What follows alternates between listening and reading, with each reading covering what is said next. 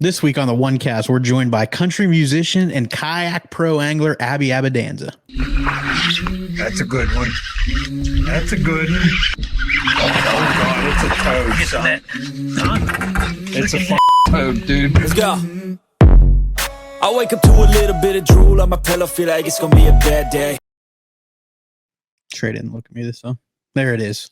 What's going on, folks? Welcome back to the OneCast, episode 69. Super excited this week to be joined by kayak pro Abby Abbondanza. But before we bring him on to talk kayak fishing, his journey into the fishing world, how he used to sneak onto the private lake that I live on in Pennsylvania to catch our fish, we want to make sure that you head over to OneCastFishing.com. Use the code TheOneCast at checkout, all one word. That'll save you 10% off snagless jigs, long neck hooks, weedless neds, the soft plastics, all of that. Make sure you get over there, join the snagless revolution. OneCastFishing.com. And it's also got the OneCast merch on there as well. That's right. Our merch is on there as well. Ben was nice enough to put that on his store. So we got a few hats left, some shirts. So if you haven't got yours yet, make sure you head over there and get that. Speaking of hats and shirts. Yeah. Speaking of hats and shirts, that's a better segue now. So I'm actually wearing a Carolina Waters shirt today. Actually, this one's cool. This was a co-opted one with the two ball biologists. If you guys remember, we had biologist Corey Oakley on and his compadre later on in the year. Actually, it was this year, Seth Micah.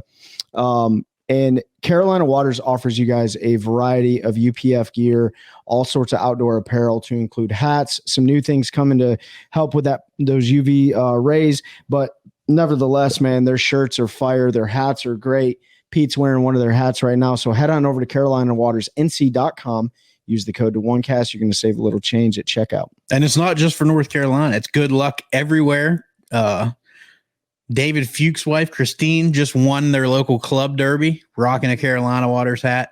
So it brings good luck. Their hats and ours have brought a lot of good luck to some folks. So if you haven't got those yet, make sure you do. And if you're not protecting your eyes while you're out there on the water, whether it's low light, good light, whatever it is, if you're tired of losing glasses when they blow off your head, if you're a kayak guy, you bend over to get something, they fall off into the water, whatever it is, check out Hobie Eyewear. Hobie Eyewear has the float series. We put them to the test, both in videos where we chuck them in the water. Trey's blew off of his, or he pulled his toboggan off, or whatever you call it, beanie. Toboggan. at a tournament recently, and they flew into the water. All I had to do was throw the boat in reverse. They were floating right there. The Sightmaster lenses are absolutely legit. If you want a low light fish, if you don't have good sun, you're bed fishing, or even just to protect your eyes in those conditions, but especially if you're fishing low light and trying to sight fish, those Sightmasters are money. I was able to fish an entire day where it basically rained and was cloudy the whole day, and I could see fish like it was a sunny bluebird day. It was awesome. Use you already said use the link, right? Nope, I was getting there. Use the link in the description below. Whatever you're listening on should have the link in it. Click that link. If not, if you go to any of our socials, our link tree is in there. You can go to that link. It'll save you 15% off. So those glasses end up being about $83 or something like that. Yeah. And they're high quality. We've had the folks from Hobie on. Go listen to that episode if you haven't. They've talked about their lens technology. And get you a pair or 5. I just have to say this, and Hobie doesn't market it this way, but our team partners, or our house partners, Mike and Nick, won the last tournament, and the cool thing is we let them borrow some of our Hobie sunglasses, right? And so Mike and Nick were able to win that tournament. And I'm just going to say that Hobie sunglasses provided them good luck that day. And Mike turned around that evening and ordered him a pair using the link. So definitely check that out. They could bring you some good luck. That link will save you some money and it helps us out. So if you can use that, if you're going to buy some, and all of their glasses are awesome. They have prescription. You can do all of that. They're lifestyle. If you aren't an angler, you're coming across this, or you want to get a pair for your wife or kids. I know Trey got his wife a couple pairs. My kids too. His kids got glasses. My wife ordered some of the prescription regular frame glasses that are really sweet. So make sure you check them out. Also, you guys need to check out Eric Schwind. He serves the Sand Hills area here in North Carolina with Mossy Oak Properties. You want to change your lifestyle, you're looking to get into your own little piece of paradise, you can shoot our friend Eric a message at 936-494-9686 or shoot him an email at ESCHWIND at MossioProperties.com. He's got a world of properties, residential properties, and just land. If you're looking just for that, if you're an avid outdoorsman or you're just looking to move out of that concrete jungle, hit our buddy up at Mossio Properties. He's going to get you squared away. Yep. And speaking of winning, this is going to, we didn't even talk about this when we got in here before the show. Jacob Wheeler absolutely continues to dominate the BPT. I don't know if anybody else will win an event there. Admittedly, that is his favorite lake to fish, and he said it for quite a few years. But he went out there and stole the show and won another one. And number 8 total, and I think 3 this year, 2 this year. He's won 2 of the events. DC's won the other 2. If you're placing bets, it's either going to be Wheeler, DC, or Alton Jones Jr. Probably. I tell you what, it'd be hard to be in that house if you weren't one of those guys, wouldn't it be? It would be. You know tough. What I mean? It'd be a little tough. But and also before we bring Abby on, John Garrett, big congrats to him. Yep. Another rookie. One down there on the Harris chain on a moved event, so they ended up a championship Monday because of the weather. And he was the most consistent guy the whole week. There were wire to wire, very consistent. If you look at his weights, I think it was 24, 19, 19, and 21. Yeah. So like he was on him. A lot of folks couldn't figure it out. It was, it took a very small, it wasn't even 20 pounds. I think barely 20 pounds to make the cut, which on the Harris chain is unheard of. So congrats to John though. He stuck it out. I don't know John personally, John Garrett, but I've heard nothing but good things about him. He's very well respected. And he's been working his butt off. Fish. He's a guy. If you're a young guy listening, high school, college, opens, qualified, and now he's lived that dream and hoisted that blue trophy. So pretty awesome stuff. I think the most special tournament win in our local area that I want to highlight is our friend Marty Stone and his son won the Anglers Choice event on Bugs Island. In fact, they won back-to-back events because they won a cat. They won the cat. They took first in the Angler's Choice, and then the second Angler's Choice, they took second. So they are heck of a run. You're consistent hammers, but I think the most special thing that Marty talked about was he got to spend that time with his son and create those memories. So getting that W is very special, but I think the more important story here was spending that quality. And we're going to have a really cool episode coming with Marty from his house, because he lives in the country, doesn't have great service. So we're going to take this show on the road and record an episode. And over bourbon and steak, he said. Yeah. So looking forward to hang out with Marty. He's a great guy. He's a huge advocate for fishing and for North Carolina bass. But without any further ado, Abby's got a big tournament win this year. He won the Hobie BOS on Logan Martin, wire to wire on that one, on Trey's favorite bait, chatterbait, the whole time. So I'm gonna bring Abby on. What's going on, Abby? Hey guys, how you doing? Good. How are you, man? I'm good. I was just talking about how you won that Logan Martin event on Trey's favorite bait, the chatterbait. Love me a jackhammer. That's what I'm saying. I'm trying to teach him the ways, man. But listen, man, I've used the bladed jig numerous times, and you know what? It's a great bait, dude. It is a great bait. But if I can get away with throwing a spinnerbait before a chatterbait, I'm going to absolutely do it. I don't hate the bait. And in fact, I promised our listeners, Abby, this year that I would throw the chatterbait and do my best to catch fish on it. And I still have caught fish, Pete. So don't be throwing me under the bus. So Abby, I want to give you a chance to introduce yourself. I gave a brief introduction. You don't have to go all the way back into when you used to trespass on our local lake, to fish down there. But if you want to, you can. But if you want to just go ahead and introduce yourself to anybody who may not know who you are. Well, I did cut my teeth at that lake. That Lonesome Valley Lake, it's called. And I did have permission from Jeff Johns. So okay, we're good then. We're good. But my favorite bait to throw there was a spinnerbait. And it's funny how introduction real quick. My background is music. Pete, that's where I met you from, and I toured all across the country for 7 years. I think I just added it up it was not too long ago. It was like 7 or 8 states I haven't played in. And, but we had a major label deal from 2005, 2008, signed a solo deal after the band split up in 2008. 3 months later, the label re-signed me to a deal. And then I did that for 2.5 years. And I put the band back together. basically all of us except one guy, and named it the Hillbilly Way, short THW. You can find music on Spotify, iTunes under THW and the Hillbilly Way. But if you ask me what I want to do growing up, it was be a professional fisherman. Since I was the age of 9. I literally grew up watching.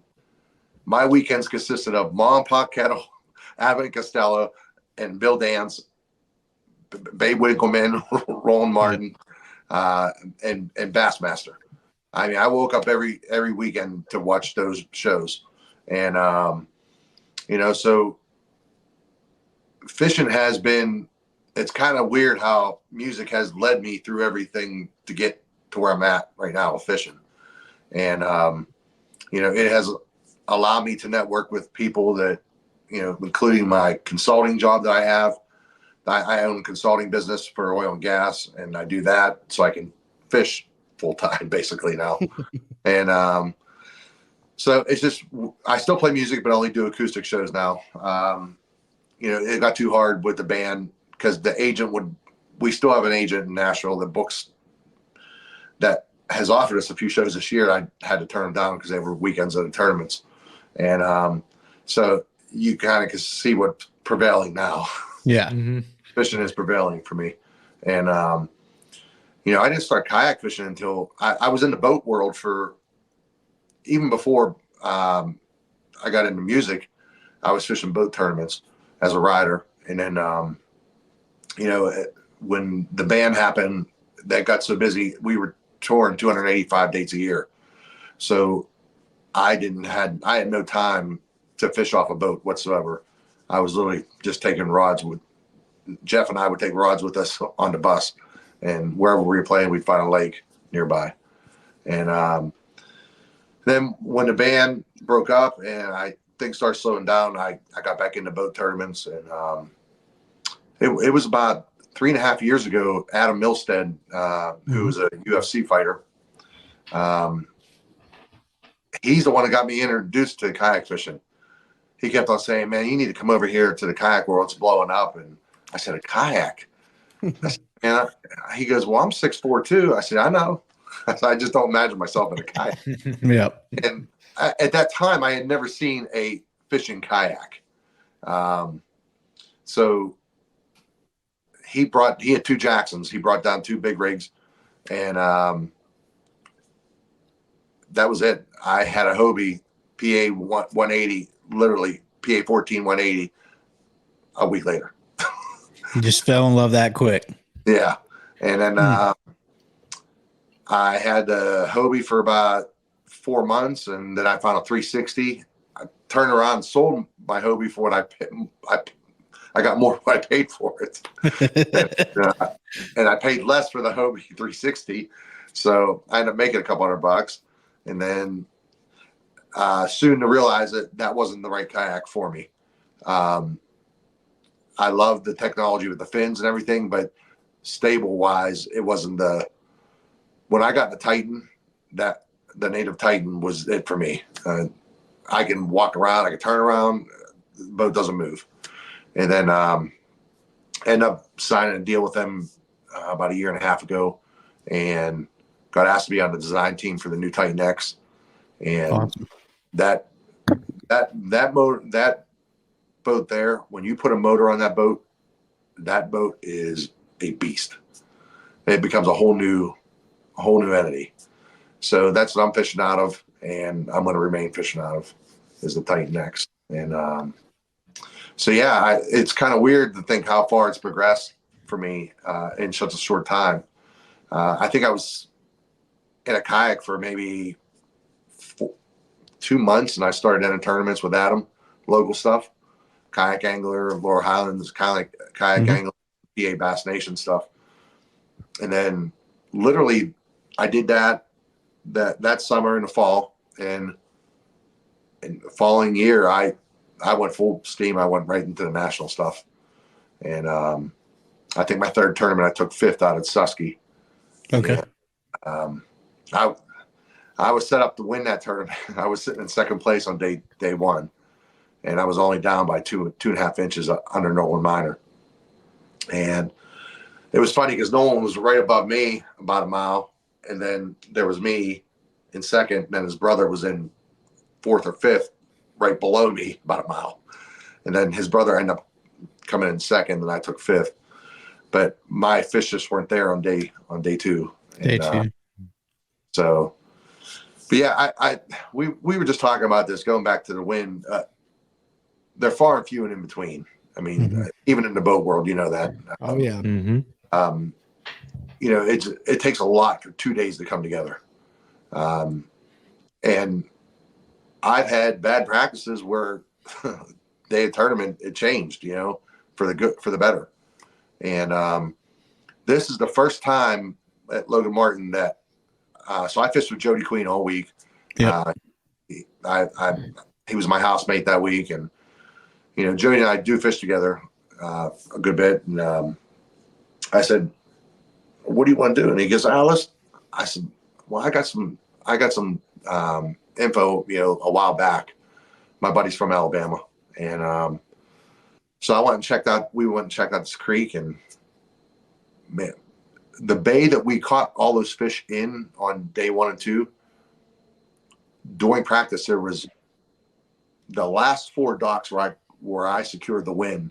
I caught 3 big fish off of in the last day. There was 8 inches of waters on those docks on Wednesday. Practice. On Friday night, we got the lake came up 3 feet. So I remember dinner on Friday night. We were sitting there, and me, Tim Isaac, Casey Reed, and Jody. And I said to Jody, I said, "Man," I said, "if that water comes up 3 feet, those docks are going to come and play back there," because that water was really warm back here. It was like 8 degrees warmer than the creek channel. And so we went back there first day, and we waited till the sun came up. Right off in the morning, I caught 2 spots, which I only caught 1 spot all week. The whole lake's full of spots. Yeah. All week. And I did catch 1 5-pound spot during practice, and not in the area that we were, though. But my first 2 fish on day 1 were an 18 and 19 inch spot in a foot of water, literally a foot of water. And so we go back to this bay. We get back there on, it was probably about 10:30, 11 o'clock, something like that. It was around 10:30. And Jody, we just went off the creek channel. There's a big swing in a river or creek bend. It goes back in this bay, and there's probably about 20 docks back here, 22 docks. And there was a handful of docks on the right, and Jody just started going over that way. So I started on the left. And the third dock in, I caught an 18 and a half off of, there's a lady standing there doing her mulch, and they had a boat ramp, and I caught it right off the boat ramp, probably another 2 feet of water. And so I threw nothing but a jackhammer all week. I could have literally, that and a shaky head. I could have, my arms are so sore by day 1. And I know that I've learned really quick. Pete, you know this from being up north. This is the finesse game up here a lot of times. And so my power fishing, it was mediocre at best when I started this national stuff. I learned real quick in the first 2 tournaments, I need to be power fishing 90% of the time. And that's why I started picking up the jackhammer all the time, because I'll fish that bait all day knowing that I'll only get 5 bites, but it's going to be the right 5 bites I need. And that's exactly what it was literally on day 1 at Logan Bar. I had 5 bites, and they were 5 fish I needed. And I ended up catching probably a 6.5 pounder right after that 18 and a half, 2 docks down from that. And Jody at this time didn't know that I caught those 2. And I forget where. I'm sorry. I had 6 bites. I left that dock where I caught the 6.5 pounder, and I ended up catching a 14-inch right around the other side of it. And I come back out, and Jody was already behind me almost. And I turned around. I said, dude, I got my limit. And he's like, what? I said, I told him what I had. And he was like, holy cow.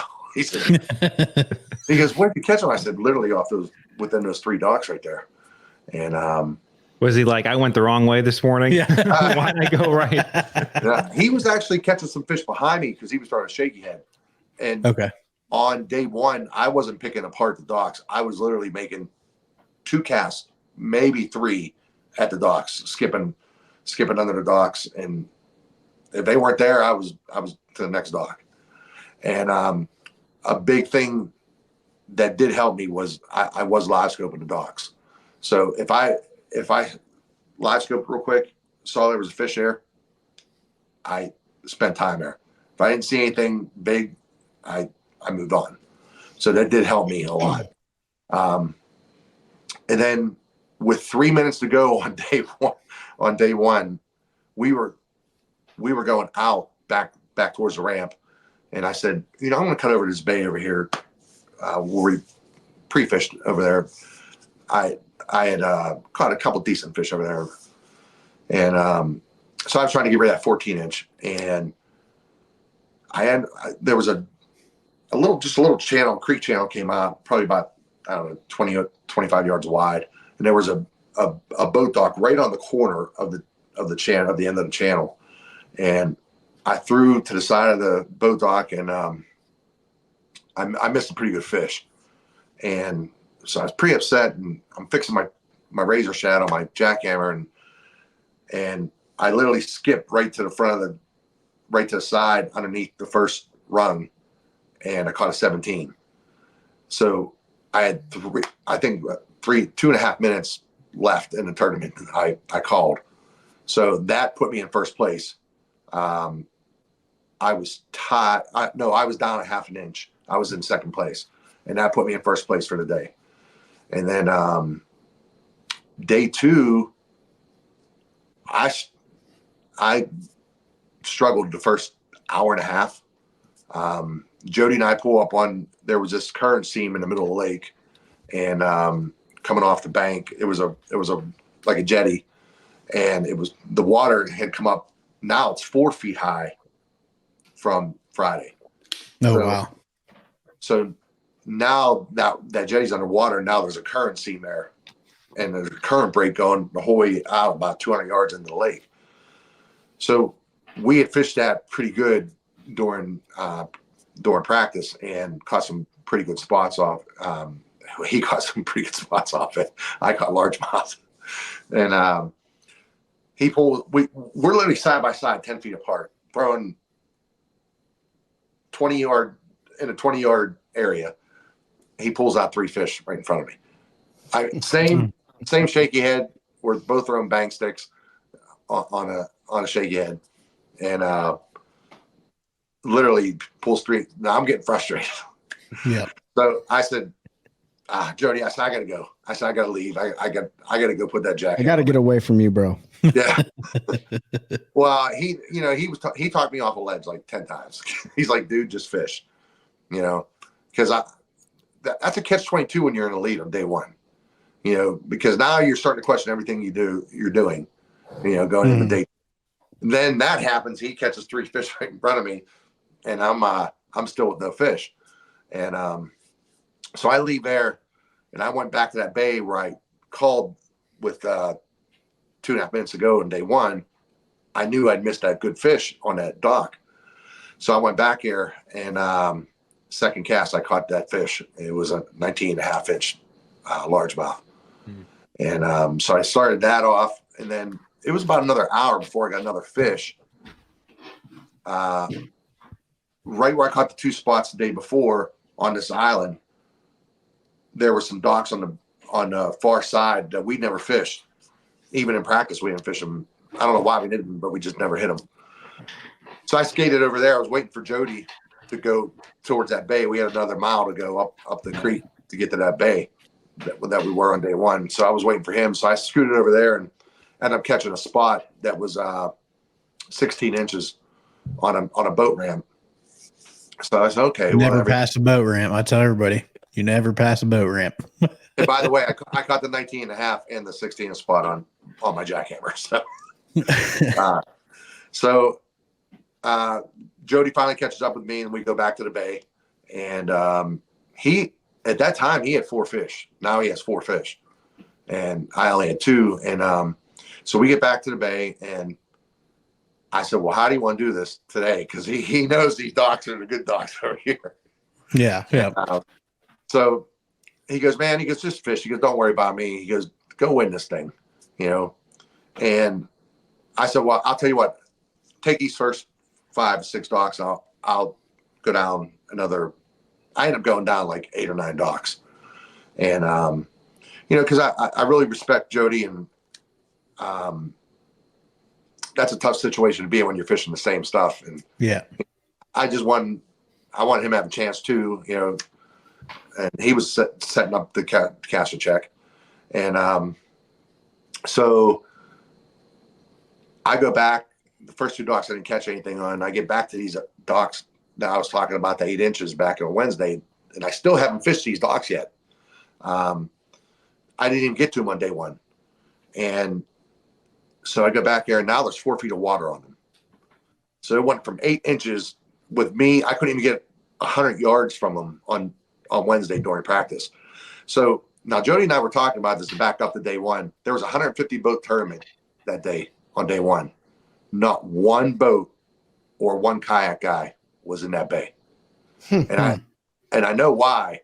They went back there probably during pre-fishing. Yep. And saw there was no water back there. But all those docks in the back had almost 4 feet of water on them now. Some of them had over 4 feet. So I get to this one big dock, and it was the 3rd dock I fished. And I skipped my chatterbait, my jackhammer underneath there, and I get this. Like, I feel the jackhammer just move to the side, And I was like, that was weird. Didn't eat it. I knew it was a fish. Yeah. And but it didn't bite it. It didn't grab it. Like, it didn't pull on it. And so I skipped back under there, and I ended up catching it. It was a 20, and I think it was a 20 or 3/4 inch large. Yeah, that's a good fish. Yeah. It was a 20 and a 1/4, I think it was. And so now there's one kayak back there on day 2. He never fished a tournament, so he knows nothing about fishing, like tournaments and everything. And he was about 70 yards across the bay from me on this one dock, and he's watching me catch his fish. And so he spent probably a half an hour on this dock. So I knew he knew there was probably a pretty good fish there. So I went around that dock where I caught the 20.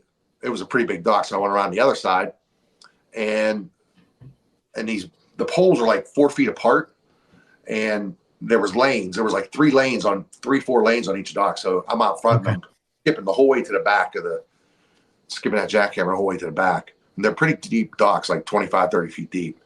And it's from front to back, I mean. And I get another. So I'm like, man, there's no way that's that same fish. So I skip it back under. Again, it hits it. I was like, what the heck?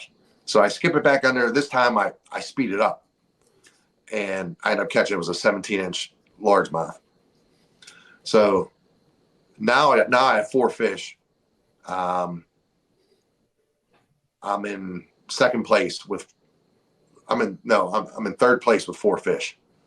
And I knew if I caught this next fish that even if it was a 15-inch fish, I was going to be in the lead by a couple inches. So that guy leaves that dock that I'm talking about. I go fish another dock. He never caught the fish he was fishing for, it. And I did. It was a hunch. Yeah. Why else would you spend? Now, at this time, I didn't know that was only his first tournament, these fish.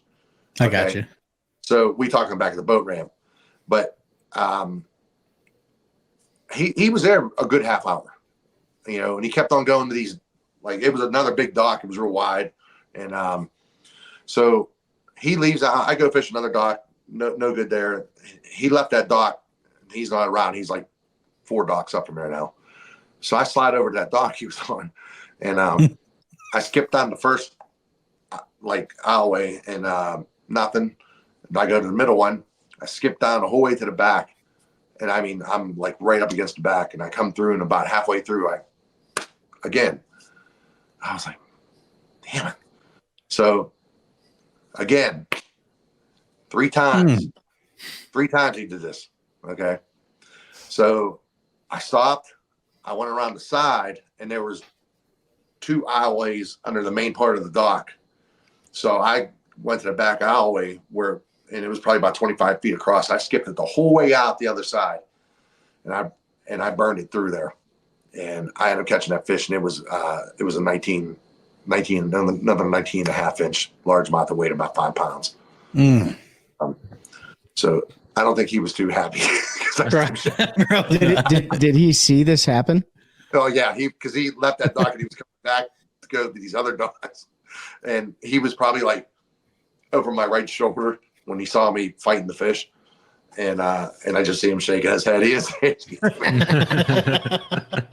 but I imagine he was probably having that problem where that fish kept on just, and what it is, I don't know. Like you said, you had a biologist on there. I don't know if he talked about the spawn or anything, but I learned this by watching a documentary. When you start feeling that, I've had that happen before. Well, they'll just punch it with their nose. They'll ram it, and a big female goes in. She'll clear out an area where the male's gonna make the bed. She'll go in first and kill all the bluegill, all the crappie, anything that's around there. She wants out of there, and that's what they do. They knock them, they stun them, and then they go back and eat them after they stun them. So I didn't realize that until I watched that documentary about what a female bass does to get her nesting area ready. And then the light bulb started going off after the second time that 17-inch fish did it. I was like, okay, so there's big females moving under here. The water temperature was 60 degrees.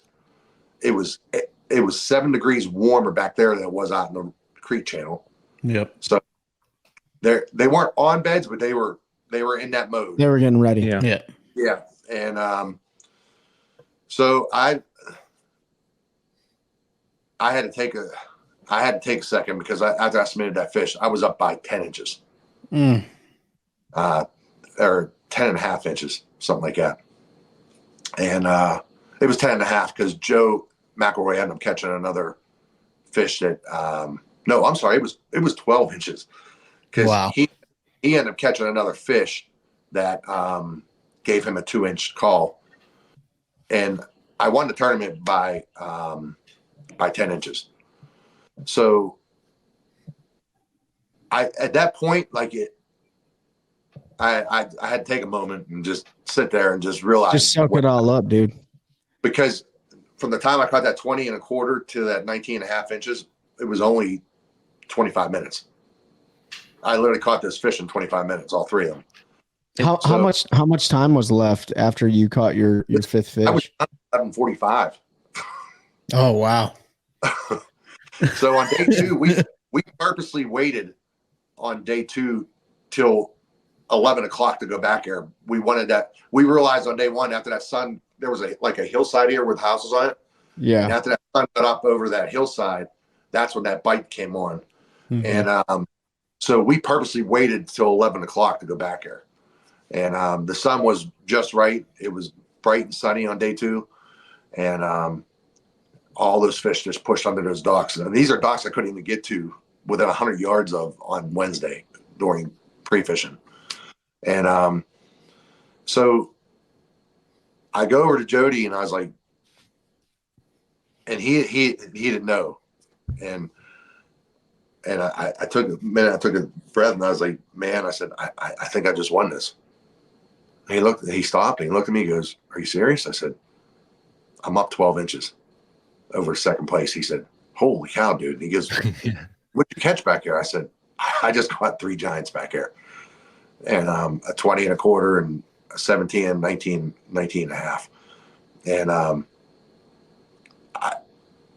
And for Jody to ask me this, he goes, "What are you doing different than I'm doing?" Because he was doing the same exact thing. I mean, we both found these fish.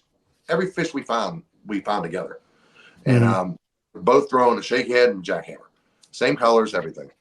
And it was just the only thing that I had going on different on my side was I was throwing a razor shad and he was throwing a chatter spike as a trailer. Both in fire craw. We were both throwing a green pumpkin jackhammer. Actually, it was a green pumpkin jackhammer and an EBO. So the only difference was the razor shad. The only thing I could think of, maybe because that water was muddy, a little muddy, that maybe just dispersed a little bit more water. Yeah. Than chatter spike did. So he goes, I have a hard time believing that's what it is. I said, that's the only thing separating you and I right now from the. I said, I have one razor shad left. I gave it to him. I said, I'm going to give you the bay. I'm going to leave. And he goes, you sure you want to stay back? I said, dude, no. I said, I have a 17-inch fish I got to call. That was it. And I said, but I got 12 inches on Joe. And Joe, I had him by 7 inches on day one. So there was only another guy that, and he does a sandbag. And he only had like 70 something inches. So I knew there was a slim chance that anybody was going to catch me. But there's always that chance, you hate to. Oh, yeah. It ain't over until it's over. Yeah. But I had caught 93.5 inches on day two. I had 2.5 inches more than I did on day one. Wow. So I told Jody, I said, I said, stay here, fish till 3:00 because these fish are just keep reloading. So after I gave him that razor shad, he ended up calling. He got a 19.5 and a 16.5. So he ended up taking ninth place. He cut a check, and I think they paid the top 15. And but if anything was the difference, that's the only thing that was different between him and I. What we were, and the only reason was he just didn't have any razor shads. And so go ahead. Yeah, so it's interesting you talk about that. I think we talked about it on our last Fishing Friday Live. We fished Pete and I fished the Fishers and Men Trail up here, and there's a lot of hammers that fish that deal. Our first tournament was I had the cadence, and we were throwing the exact same bait. The second tournament, we were throwing slightly different baits, but I think it was all about how the bait was being worked, the location where the bait was being thrown. Everything was relatively the same, except for just the way that, Pete and I were working the baits in different scenarios. Right. And so you talked about your retrieve after having those fish slap at it so many times, and you just may have had the perfect retrieve under that dock, dispersing the amount of water that blade needed to disperse with that right soft plastic on the back that you talked about. And it was your time, dude. We talk about that. We talk about it all. We talk about it all the time. Like our house partners, Mike Nadu and Nick Kincaid just won, up at Lake Gaston with 18.5 pounds, almost 19 pounds. And it was their day, dude. Like they just had it absolutely dialed in. And just like you talked about giving Abby your last soft plastic, our house partners did the same thing for us, just to get us, huh? He gave Jody. He's Abby. No. Oh yeah. Jeez, my bad. It's been a long day. I would expect that from Jody. So, but you gave Jody that last soft plastic. Nick gave us soft plastics just so we could get our fifth fish. So it's just really interesting how that works out, man. When it's your time, and that's why you got that hardware sitting behind you right now, dude. So huge congratulations on figuring it out. It is really, because it is really tough to put 2 days together. Mm-hmm. I've probably been in a position to win probably 12 to 14 times where I've been in the top 10 and just couldn't make it happen. Mm-hmm. Now opposite Kentucky Lake last year, I was sitting in 35th on day one. Thursday night, and literally at 7:00 in the evening, my buddy and I, John Klein, we found a pattern at 7:00 in the evening because I just didn't have anything that was. I had a decent largemouth pattern, but nothing that was legit.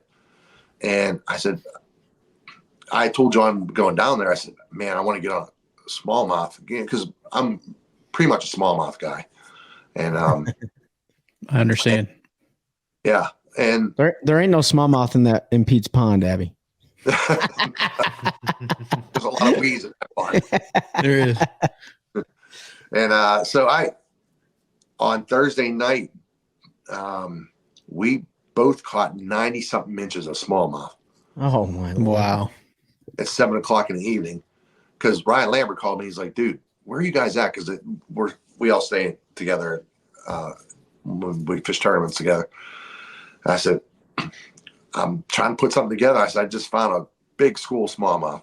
He's like, you're chasing ghosts. They're different. Those are Asian carp. Yeah.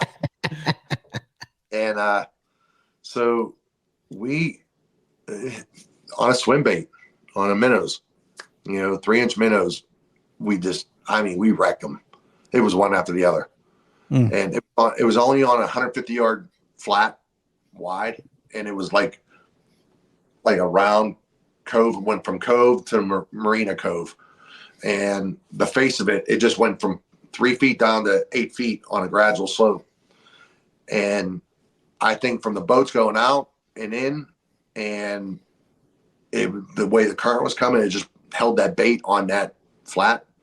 And those smallmouth, they were there on day one. I just couldn't get. We had 17-mile-an-hour winds on day one, and it had like 3-4 footers. The way that sat there, with all that traffic coming through there, and then the wind blowing right into it, there was 3-4 footers coming in there, and it was hard to stay out there because at the time you were only allowed to use pedals. And so I'd go out and check them every half hour. I'd come out of a marina. It was a huge marina that I was fishing. And where I already had a bag of largemouth on day one, but I would go out every half hour and check those smallmouth, and I could see them. They were there doing the same thing they were the day before on Thursday, but they would just not eat. And I know it was because of that rough water. So day two, go out there, and I'm in 35th place. And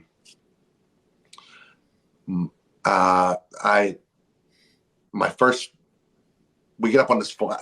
John and I go side by side on this flat. As soon as we get up on the flat, we come up out of deep water onto the flat and around the corner from the marina. And I had a beer run minnows on Z-Man minnows and caught a 19 right off the bat. And it was bright bluebird skies, 5-mile-an-hour wind. Perfect smallie conditions. We were rigging the day before, and Ryan had said to me, he said, "You're going to go chase those smallmouth?" I said, "Yeah." I said, "Man, bluebird skies, sunny." I said, and it was rough all day yesterday. Those fish are going to eat today. Oh, yeah. That's like Lake Erie 101, huh? They're different down here in the south. He said, these smallmouth here are ghosts. And so while we were standing there, I tied on a Z-Man Fatty Z peanut butter and jelly, because I know up here, anytime you have that grape color, that purple, and when it's sunny out, they kill it up here with the smallmouth. So I fished the next hour. I could not catch another fish on a swim bait. I turn around and I pick up that, and what I would do is power pull down, facing out on that flat, and I picked up that Fatty Z, and the first, it just train wrecked it, and I ended up catching my limit in like probably 6 minutes. Good Lord. And I caught, I think it was 90 inches of smallmouth on day two. And I was in second place up until the last 25 minutes. And that Jackson Orr bumped me back to third. So I went from 35th to third just by a big bag of smallmouth, so. You're living by Ike's methodology of never give up. You know what I mean?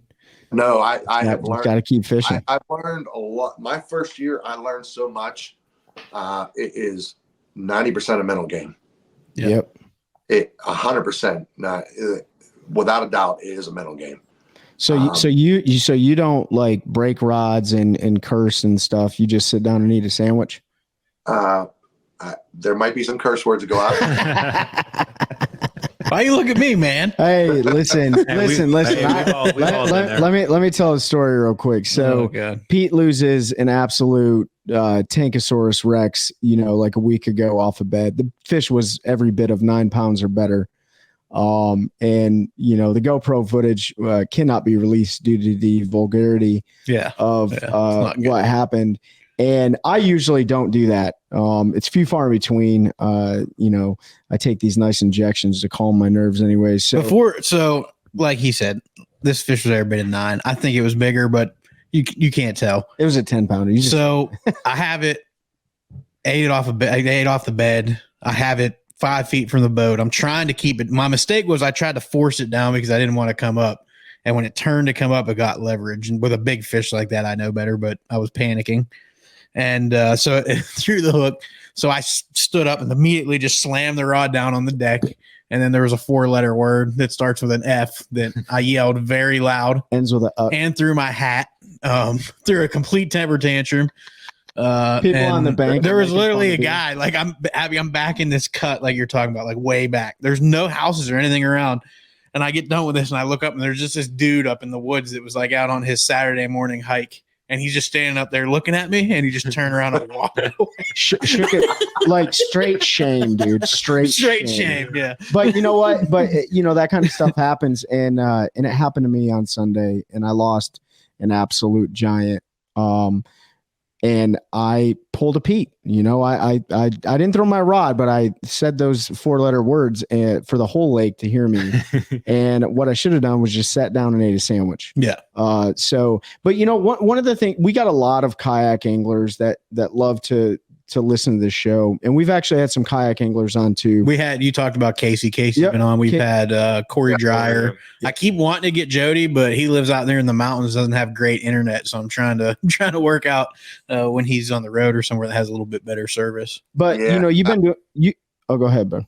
No, go ahead. So you've been doing this for quite some time, and so you talked about fishing with Jody and your other buddy on Kentucky Lake. What was it? You said John Klein. Yeah. Yeah. John. So, but when we talked to John Cruz about this as well, like fishing, having a house, that practices together, obviously with, ground rules and stuff like that.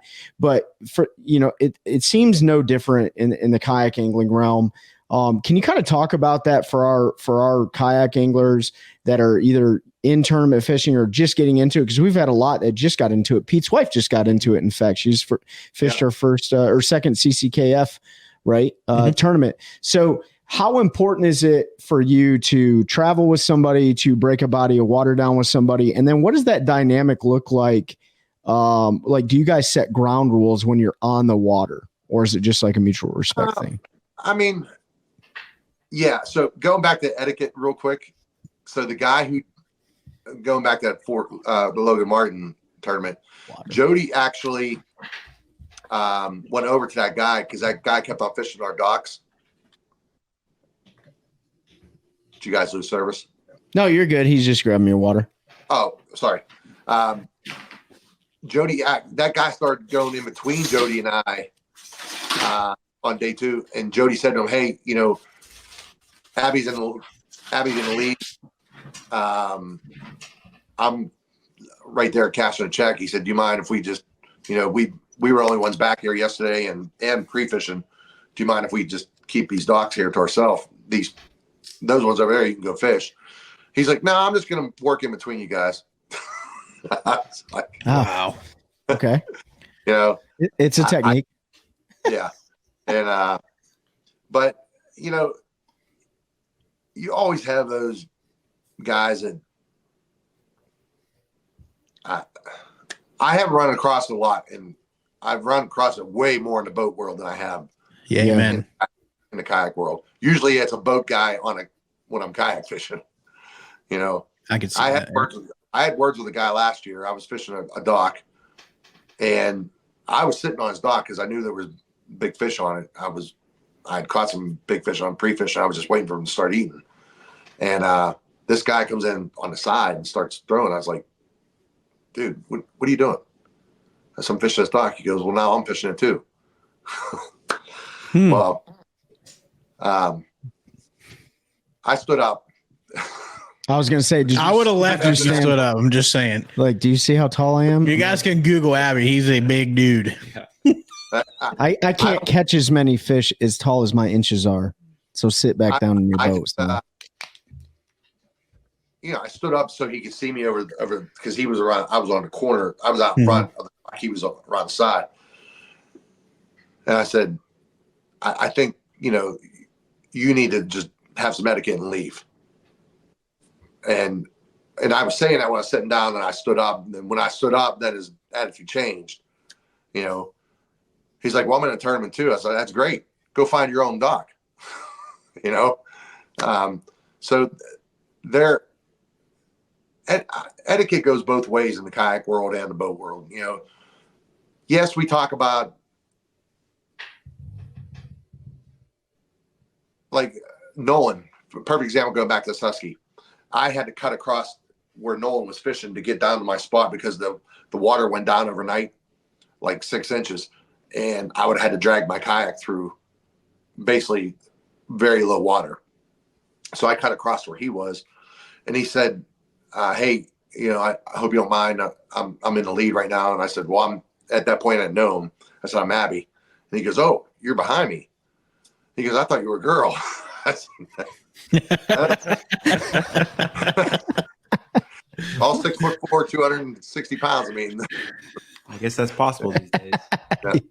And but he goes, no, I don't mind. He goes, but can I ask you a favor? When we get down to the end where it opens up into the river, I missed a pretty good fisher yesterday. You mind if I take a couple casts? I said, no, I ain't gonna kill me waiting a minute. So he took 2 casts. He goes, they're not there. I said, man, go ahead and take. He took like 5, 6 casts, and I floated down to my spot. But that's the kind of etiquette it should be. Sure. Yeah. Mutual respect. And he even thanked me on his YouTube thing later, and talked about the etiquette thing. And I was like, well, that's kind of a given, but should be. Apparently it's not. Apparently it's not. Coming from the boat world, I see, and no, don't take any offense to this, guys. I know you guys fish boat tournaments, but I see how some of these guys treat the kayak guys. Oh, I say it all the time. 100%. Yeah. Mm-hmm. I've seen a guy literally tell a guy he needs to get his kayak out of the way. He was off the side of the ramp, okay, and he wanted to beach his boat, and he literally pulled up and bumped into his kayak on purpose. And I was like, well, this dude's going to get smacked in the mouth. Yeah, right. There's already been one kayak guy, actually, he's from North Carolina, the guy who did it. This guy started with him, and I think the guy threw the first punch, but this guy as big as I am, he got up on his boat and he beat the living hell out of this guy. Well, when you got a glass jaw, bro, I'll be running your mouth. You know what I mean? So yeah, he got the last word on that one. So go ahead. No, but as far as etiquette goes, I mean, when you're staying with guys, everybody pretty much knows, hey, I'm going to be fishing this area. Well, I'll stay out of there then. I won't go back there. Even pre-fishing, don't go back and pre-fish somebody's spot that they've already pre-fished and caught fish. You go sword lip them all. Yeah, that's pretty rude.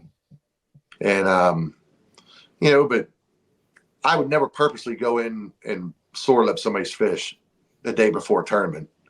But there are guys that do that. Yeah. And that's just not the boat world, that's the kayak world too.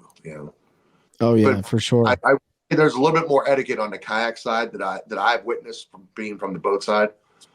The boat side's more secretive about their baits and everything.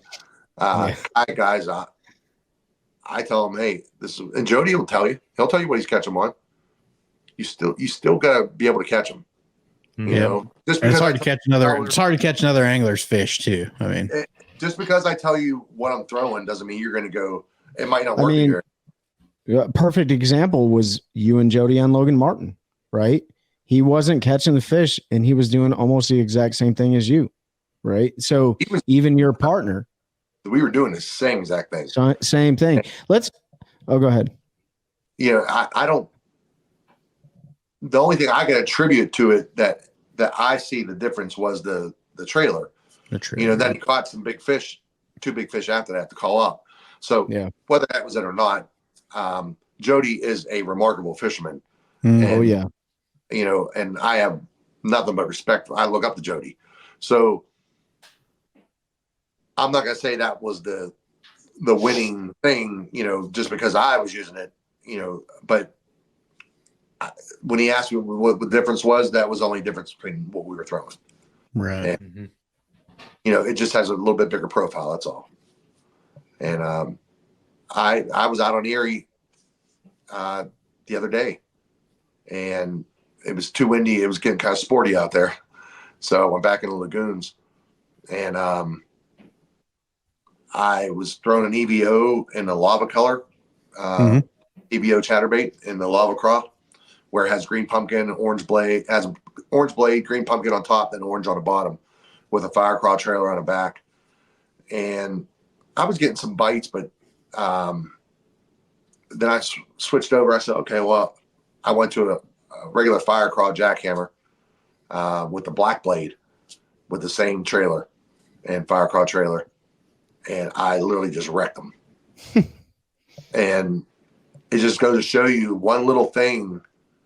You know, I think maybe the orange blade was just a little too much. Yep. One little thing, and I caught three largemouth over 5 pounds. You was in by the houseboats, weren't you? On that little pond they call Erie? He was in the lagoon by the houseboats. I know right where he was at, because I've gone in there and freaking whacked some big old largies in there. He just gave that juice away. I was over on the Misery Bay side. Oh, okay. Yeah. So you don't know. No, that's a good lagoon too. But no, that's a good area where you're talking about too, over the marina.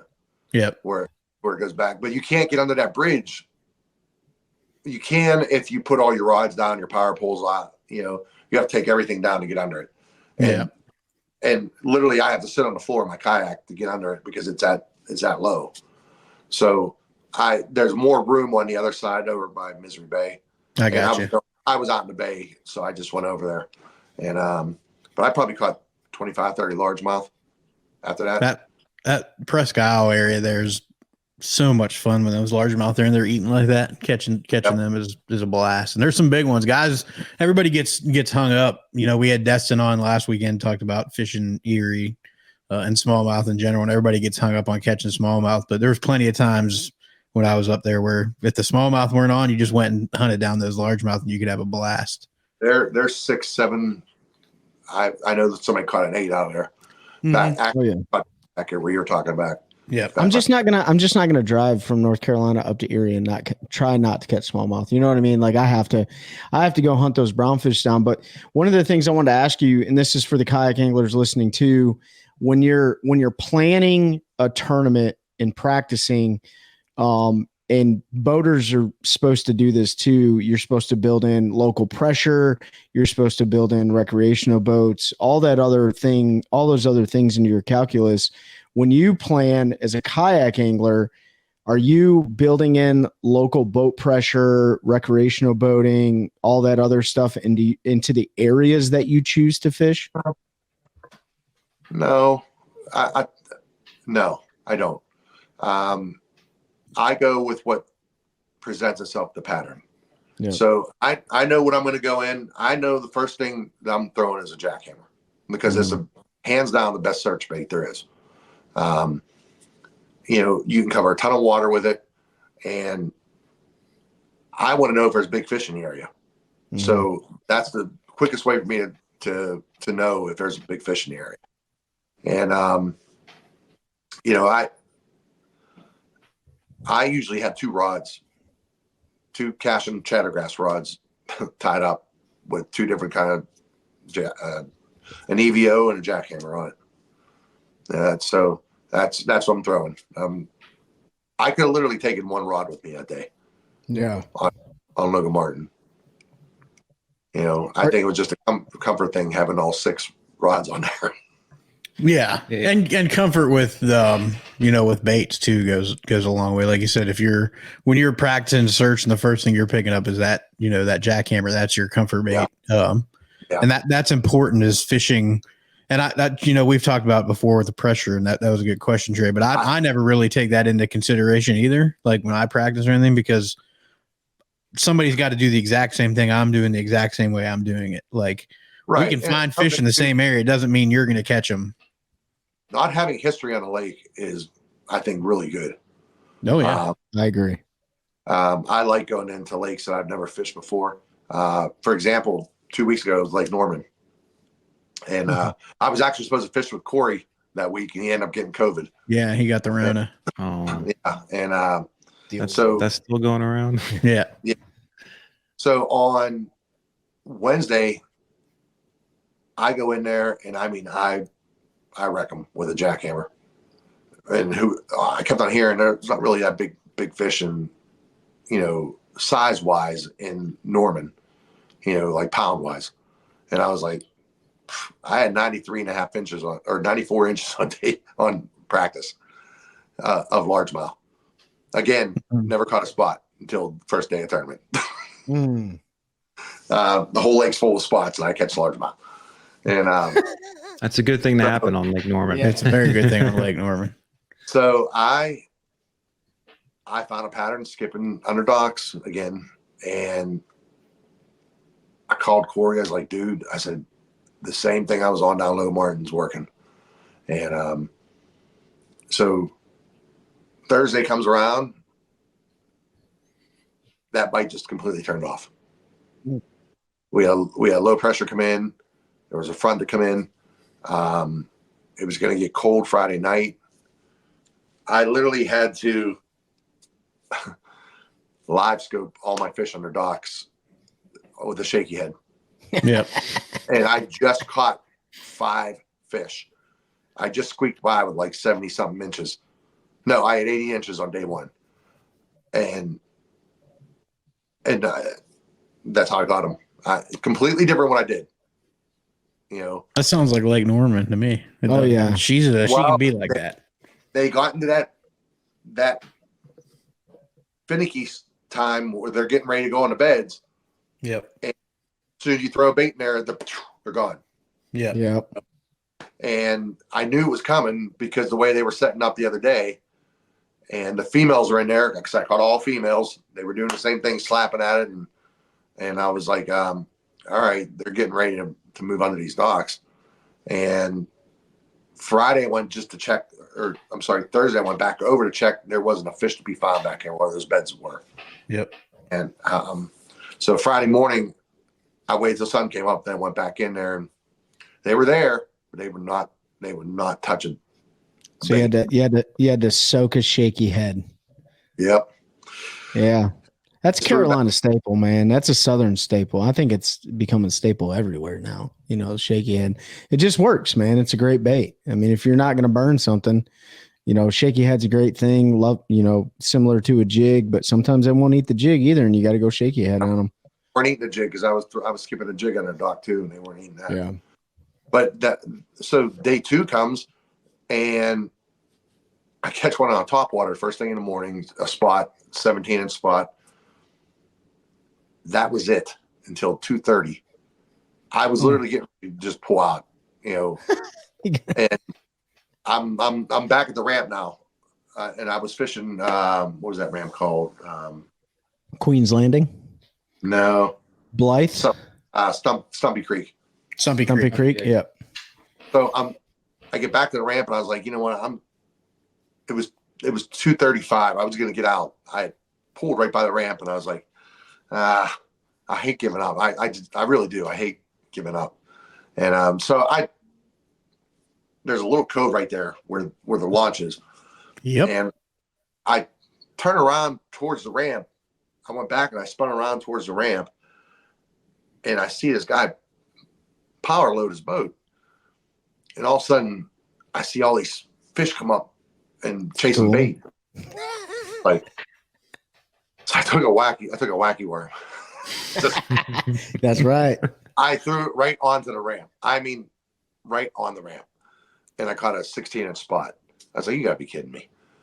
So, and I caught 6 fish. And with 2 minutes ago, I caught my last fish. I called. And I still came in like 52nd place or something like that. Or 57. I don't even know what place. But you had a limit. You had a limit. It's I got my limit. I got my limit, and I got decent points. Right now, I already got some automatic submission for winning to the Tournament of Champions. This will be my 3rd one. So hopefully this year I can do something there. But I'm just chasing Angler of the Year kind of thing. Yeah. Where's the TOC at this year? Sandy Cooper. When is it? First week in November usually. That could be a fun one. We won't have to worry about losing the lower unit, though. That's a good thing. Yeah, with a kayak. Yeah, you can get any. Yeah. And you're going to be able to access. Yeah. I wanted to ask you the kayak world. This will be one of my last questions, and I'll turn it over because I always run my mouth. We've seen the glide bait get real popular, the glide bait game and stuff. We all know like finesse fishing. That's for that. So I was going to ask you, like, is that something you're seeing more and more in the kayak world? Guys and gals are throwing giant big glide baits. If you're Casey Reed. Funny you say that, because Lake Norman, that it turned into a glide bait bite for a lot of those guys. And I am not a glide bait guy. Neither am I. I don't understand it. I'm trying to. So Jordan Marshall, I don't know if you know who Jordan is. Mm-hmm. Jordan is really good with a glide bait. Same with Eric Thomason. And I'm good buddies with those two. And I said, all right, I need a one-on-one. I set up Eric for Ned fishing because Southern guys don't Ned fish. Nope. That's like a curse word to them. And the turd. Yeah, they're missing out. I set Eric up with a bunch of Z-Man stuff. I said, all right, here's what you do in this situation. He calls me. He's like, dude, I caught my first smallmouth on Ned. So he's been putting some time into it. He goes, you're going to have to do what I did with the Ned with the glide. Do nothing but take a glide rod out. Mm-hmm. Oh my God, that's so hard for me. He's got a box. Like Pete. I think it's a California something tackle or this LA Coast box or something like that. It has about $5,000 worth of glides in it. Yeah, it's like a giant glide bait humidor, man. and he's like explaining to me. I said, "You're talking. You know how I talk to you about Ned fishing? That's how you're talking right now." You don't throw a mag draft or a Megalojohn or anything like that. I've been throwing a mag draft and the Z-Man diesel. They make a 5 and a 7-inch diesel. I've been throwing that, and I've had some success with that. But that's a swim bait. That's not a glide bait. The glide bait is tricky. Yeah. I don't understand. Is it the reel that makes it do the glide, or is it the rod? Do you have to move the rod? That's what I need the one-on-one on. One or the other. Just use one or the other. You can do it with either one, but whichever you're more comfortable. Like, I like using the reel, but that's because that's what I worked with. But I know guys that throw them and they use the rod and have the same results. So you just got to figure out what you're comfortable with. And you just got to catch one fish on it. I don't throw glides, and I've never caught a fish on a glide bait, so I don't have any confidence in it at all. Same here. So I don't have the patience with it. That's right. So, yeah, that they're throwing these things on the Susky and catching giant smallmouth in a river, for small. They're throwing 7-inch glides. That's crazy. So I don't know. I just don't have just got to put the time in. Yeah. I don't have the faith in it yet, but I am getting better at, I do 2 things. I finesse or I jackhammer. Yeah. It's one or the other, I'll throw some top water But for me, I know that if I put the time in with that jackhammer or that EVO, that I'm going to get the 5 bites I need. I need to do what you do. I just need to put a chatterbait or a bladed jig of some sort in my hand and just go throw it all day long, because it's not a bait. I used to be very confident in it when it first came out. It's just not a bait that plays for me, but probably because I don't throw it enough. I wanted to ask you last question. Sorry, last question, guys. Last question. Totally random. Do you take your guitar on the road with you and when you're in the house with the guys and do some singing and stuff, raise morale a little bit? Yep. That's fire, dude. There's been times that Ryan posted stuff on KBN. We'll every night pretty much we're throwing bags. We're throwing, cornhole and I'll pull the guitar out. And then this last tournament at Logan Martin, Jody and I both took our guitars, sat there and jammed. We did that to Susky too. So there's another band. You got a new band started, man. Mm-hmm. Yeah, Jody's a good picker. He's a really good picker. He is. Yeah, he is. And he comes from a bluegrass background. And I thought, I love bluegrass music. I just don't. That's a whole different kind of picking. Yes, it is. I may or may not have drank about 30,000 beers when I was underage to some of Abby's music, because he was. So shout out to all my Pittsburgh folks. I know you used to hear Abby on Froggy and Y108 and watching the video with Mr. Roethlisberger out there when he was a fresh young rookie. Yeah, that was after his first Super Bowl win. Actually, we were supposed to shoot the video on a Tuesday, or I'm sorry, on a Friday, and Ben wrecked on his motorcycle on Tuesday. Oh, okay, yeah. And so we postponed the video for 4 weeks until he got better, which miraculously, I don't even know how. I mean, I guess when you're making that kind of money, you can have the best surgeons. But he literally on his kitchen counter, he had a skull, a replica of what it looked like the Terminator, of what they put in his face, all the metal. Mm-hmm. They gave him a replica of this is what's in there, what and where, and it looked like the Terminator. Wow, that's awesome. That's insane. I mean, I remember the story of him getting in the wreck and all the blow up that caused. Oh yeah, but I didn't realize there was all his face and everything too. And I didn't realize that was right, because if you watch the video, you would never know. Like, well, 4 weeks after that, so there's a part of WQED did a documentary on us, PBS. And they did a behind the scenes where there's footage, and if you watch the interview of the making of the video, you could see some of the scars from his accident that were still healing. But we used to hoop at his place nonstop. Like, all the wide receivers come over and the running backs on. We'd play pickup games every day, literally almost every day, and during the summer. And this is probably like the third week. He shouldn't even been playing basketball. And by the way, he's a better basketball player than he is football player, believe it or not. I've heard. And when you put him in the face in 3-point range, it's money every time. Like, more he's guarded, the better he shoots. And I literally smacked him right in the face. But by accident. And of course, everybody just froze. He's like, it's all good, man. And I hit him pretty hard, because he went up for a shot, and I went up to block it, and I missed the ball in his face. Yeah, we shot bows with him quite a bit when he got into the archery. My buddy Steve owns the Archer's Edge. He came in there and bought a bow, and with his dad eventually, and they got super into archery hunting, and got to hang out with him and Brett. He got Brett Kiesel in there, and we got to shoot bows with them guys some. And Brett's a good guy. Yeah, Brett's a really good guy.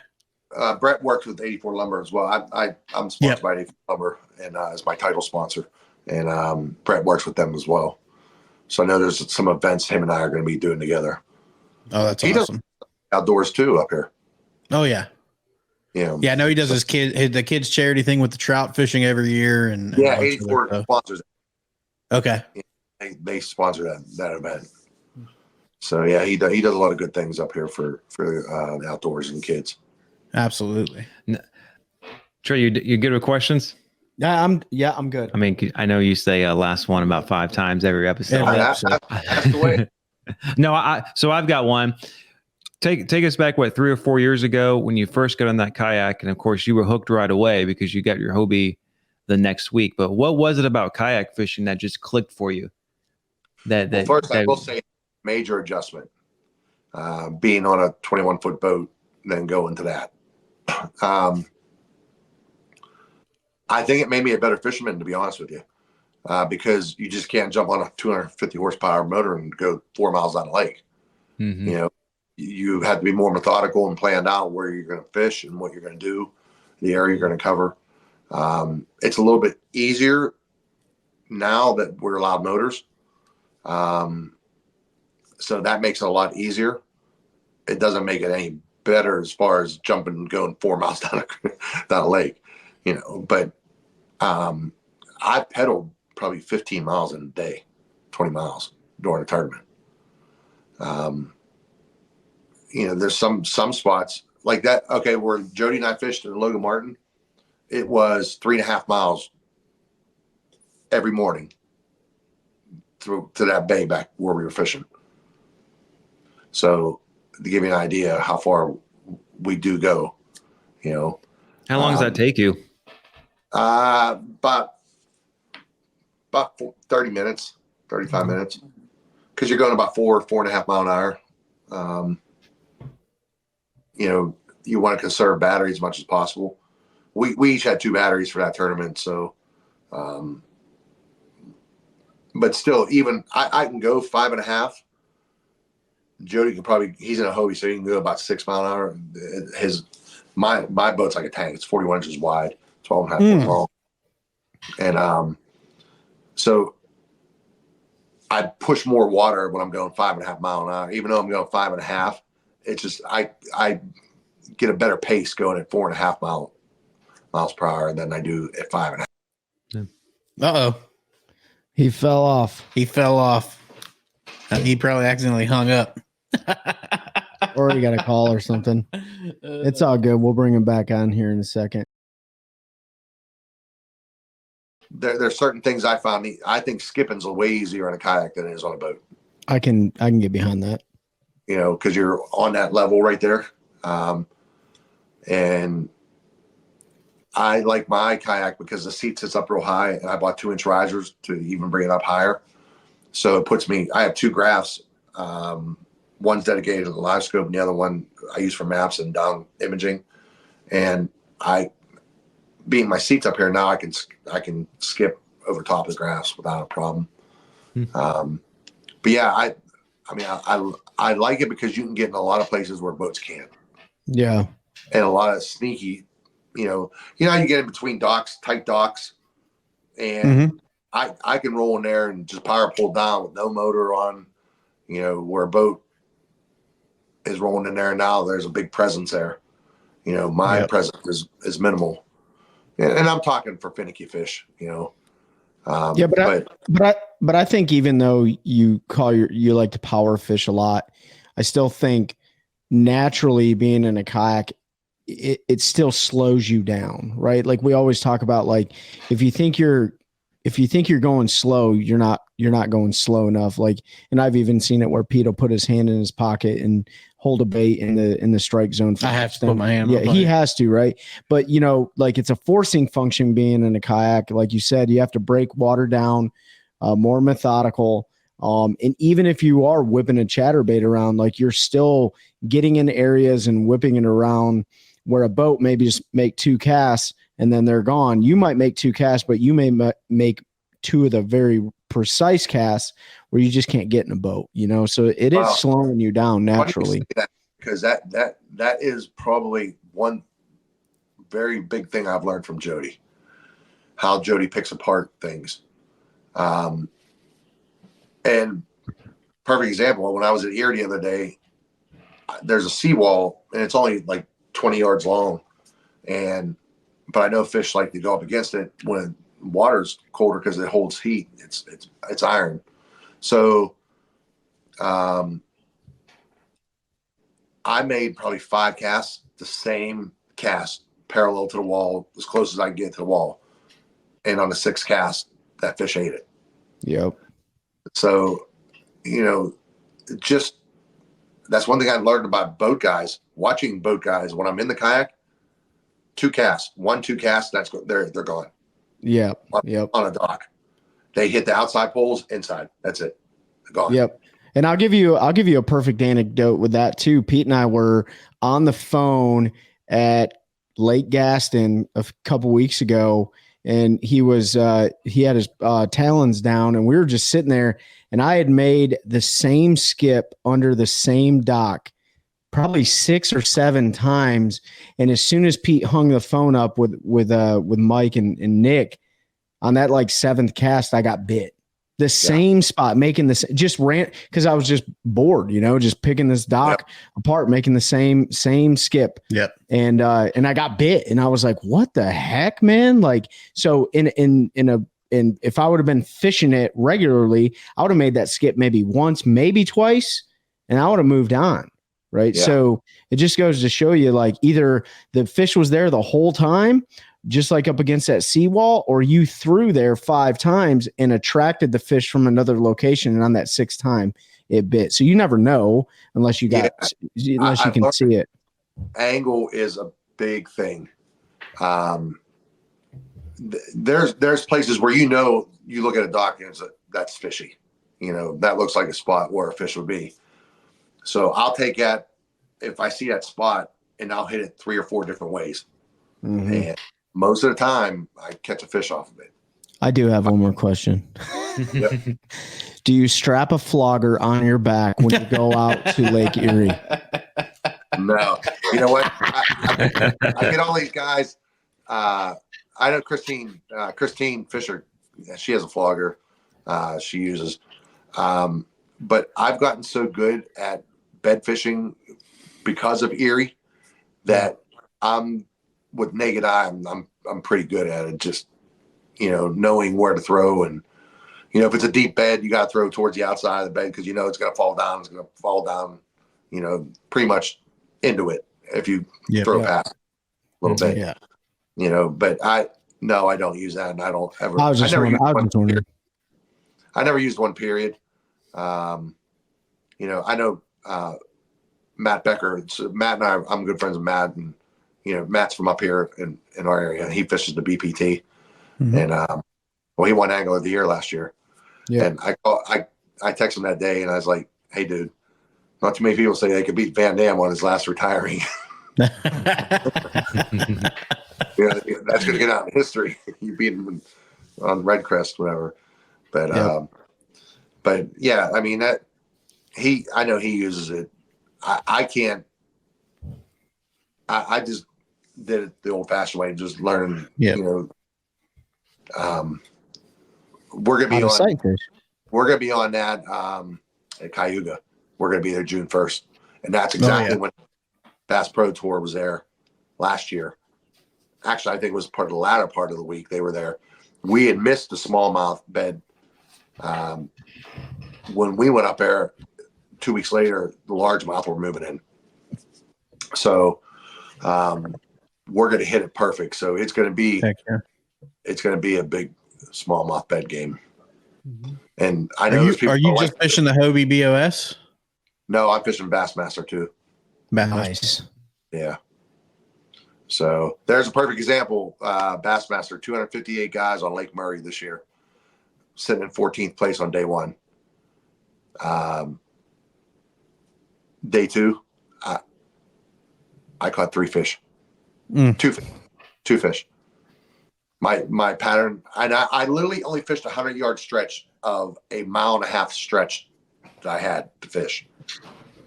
And on day 1, I only fished a 100-yard stretch of it, and I was sitting at 14th on day 1. The jackhammer bite just disappeared on me. I don't know what happened. That's so frustrating. I think the most frustrating part, and maybe you can probably attest to this, it's yeah, I didn't catch a limit, but I don't know why I didn't. I think that's the biggest reason. Like you always try to like get closure on it, figure out what was I doing wrong. Yeah. And the reality is like, we really never know. Yeah. You know, because it's probably not like you weren't around the fish, but sometimes you just can't make them bite, you know, and that's frustrating when you're like, dude, I don't know what I did wrong. So I know that's the best part of it too, is it just challenges you. Like you said, you're a competitor, like challenges you to get out there and do it better next time, you know? Yeah, it's a long ride home after that. You know, you beat yourself up. He goes and sneaks onto the lake after that. Yeah. What could I have done different? You know, but honestly, nothing changed from day one to day two. And I like, it was muddy water, like chocolate. Yeah. I like muddy water because for me, that's when that jackhammer bite is on fire. You know, it's a reaction bite. You were talking about using a jackhammer. You don't have the confidence in it anymore. Burn that thing. Yeah, for sure, because dude. People that fish it slow, I don't think they get the bites. They miss more bites because when you get that reaction bite, when you're reeling fast, they grab it. Yeah. You know, because it's a reaction. So I learned, I use a 7-3 to 1 or 7-4 to 1. And I move it. Yeah. You can see in any of my videos I post where I'm fishing, they're pretty much all fishing jackhammer. And you can see I'm moving it pretty good. You know, so. Well, speaking of all your like where people can watch your videos and stuff, man, like, you know, you got a lot of people behind you that support you through your journey. You're fishing, you know, national level trails and things like that. So, you know, obviously it can't be done without backside support. So, first and foremost, who are all the people that you want to thank for the support and plug into the show? I'll start out with Z-Man. I've been with Z-Man for 6-7 years now. I was on him with the boat side, and, you know, it was just as a pro staff position. And then when I went over to the kayak side, they moved me up to the pro team. And with me, Drew, Gregory, Ryan Lambert, and Jody Queen. So we're the 4 guys for that. But on the kayak side. And then 84 Lumber is my title sponsor. There's a lot of history there with 84. You know, I know Maggie, the owner. She sponsored the band back in the day. And Pete knows that our bus was wrapped with 84 Lumber. Yep. And that all happened by accident. Well, not by accident. She reached out to me via Facebook and said, man, I love that you're chasing your second dream. You know, I love, you know, I used to love fishing when I was a little girl. She goes, let's grab lunch, you know. So we met up and she goes, I think we should start working together, guy. I love what you're doing. I'd like to support you. And so that like came out of the blue. That's fantastic. So I signed a 2-year deal with them. They wrap my truck. A lot of old guys think I work at 84 Lumber. They always ask me. Yeah, can you give me some 2x4s? On lumber. Honestly, God, there isn't a week that goes by I don't answer an old guy. What kind of discount you get on lumber? I need to build a shed. Meanwhile, it says Z-Man fishing online, everything fishing on it. You know, all my sponsors are wrapped on it, and they did a really cool wrap. They have their own wrap company called 84 Signs, and it's got a big flag on the side of it, and their logo and all my other sponsor logos. Native, I've been with Native for 1.5 years. Got to be a part of the design team on that Titan X, which I love. Fishing Online, which is a local company here out of, I guess you would say they're out of the Keys Rocks area, Beaver area. And then Cash and Rods. You know, I used to fish Cash back in the day, like when they first come out. And it's kind of full circle for me. I loved Cash and Rods, but, you know, I knew Paul Benson. I met him on the road. And he got me into some Cash and Rods. And, you know, back then there wasn't any really, that's when he first started. So there wasn't any really support for the anglers. And then and then when I, Jody kind of introduced me to that again. And Yeti, I've been with Yeti for a long time. I'm just going down my list. Z-Pro batteries, lithium batteries, just signed on with them. Great batteries. I love the Bluetooth battery where I know how much. Oh yeah. That is key for a kayak guy because you don't have any way of telling. Now I can just pull up my app and look, I got 50% left. Sniper Marine, their live scope mount is hands down the best live scope mount I've ever used. You just literally turn a handle like a motorcycle throttle, and it's so smooth. It has a big arrow on top, so you know where you're throwing at. Let's see here. I'm just trying to think. Sims, been with Sims for a good while. Stoney's Beer. There it is. I just signed a deal with Stoney's Beer last No, that is awesome, dude. They are doing a big push on outdoors fishing for their beer. And there's going to be some billboards up here with me on it with a kayak, lifting the fish out of the water. And That's awesome. Might even get a can. I might even get myself on a can. Who knows? You're gonna have to hook it up if you get some Stony Beer Abby Abbondanza. They can push a care package right down here to Sanford, North Carolina. I can get him an address. And then let's see. I'm sorry, I'm just drawing a blank here a little bit. Sunline.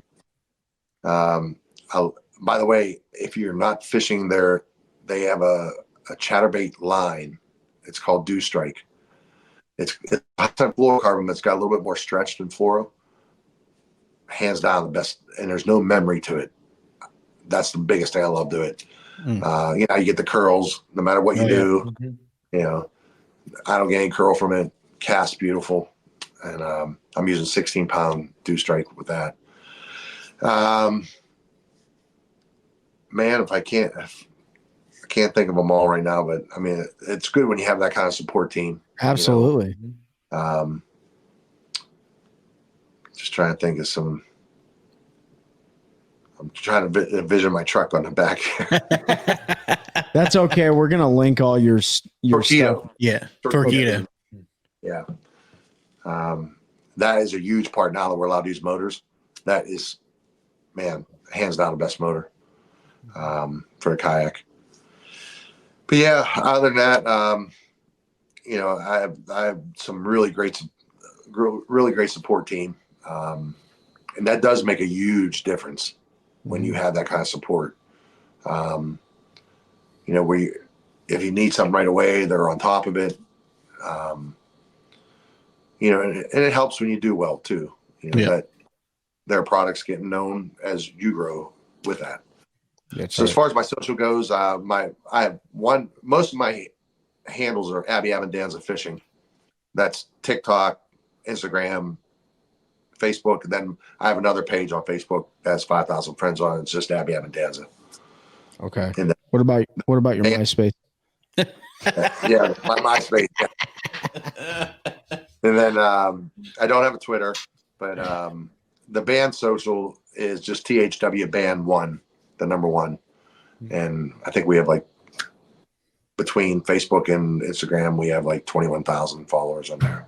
That's awesome. So I utilize that too. I'll cross market that stuff For sure, dude. And one thing I give back to my sponsors, if they need me, Bubba's another one. Bubba, yep.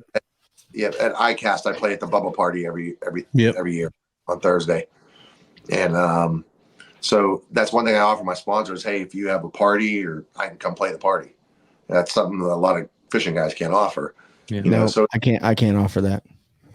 I mean, I can play. It's not going to be good. I can't play nothing. Neither can I. You don't want me to sing either.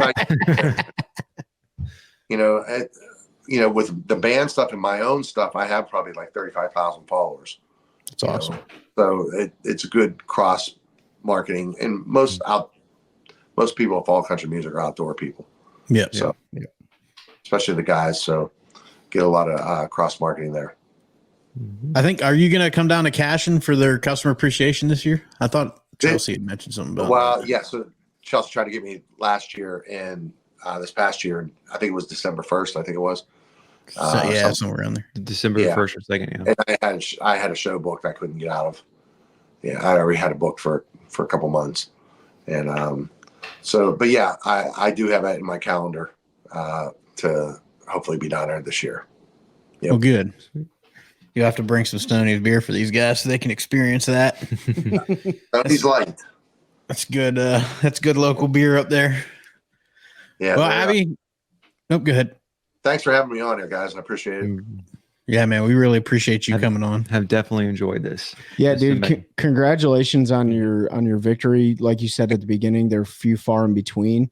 But you know, when it's your time, and we definitely appreciate you sharing that experience with us.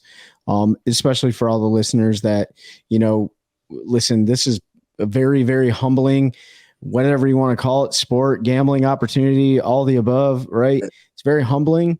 And you lose a heck of a lot more than you win, but you know, it's just whatever motto you want to follow. But you know, when it's your time, it'll happen, you know, and it may never happen, but it doesn't mean that it won't be great. You know what I mean? So there's plenty of guys that have fished the Elite Series or any other major tours that are around the country that have never had a victory, and they've been extremely successful. Does it mean that they don't want that trophy? No, they want it.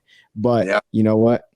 It's a constant state of learning and adapting to change, to technology, to the cultural changes that are happening in the industry, right?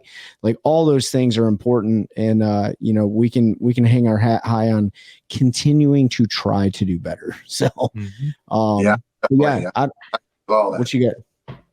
What you guys got? No, like Trey said, just mirror that. I appreciate you coming on and sharing a lot of insight, especially into that tournament, kind of breaking that whole day down. I think that was really, really important for people to hear kind of the highs and lows, you know, and how it can happen. And to, you know, we always accredit it to Ike, but he's not the only one that said you don't ever want to give up. He just most famously said it when he caught that classic winning fish at the buzzer a few years back. But I think you showed that, you know, you were struggling, you were able to put together what you needed to win, stuck with your guns and what was working, and really appreciate you sharing that with everybody and some of the other insight you gave to our anglers. Abby, we're gonna sign off, hang out for a minute. Just real quick, everybody, if you haven't joined our giveaway, make sure you jump in our Fishing Friday. You can learn how to get in on that. We've got 5 more months of prize, 4 more months of prizes, 4 more months of prizes. So I want to thank. I got one more person I want. No, go for it. And I know you guys are sponsored well, Hobie Eyewear. Yeah, and absolutely. So I didn't get the Sight Masters yet, but I have to have glasses that have cheaters in them. So well, just make sure you order from our link.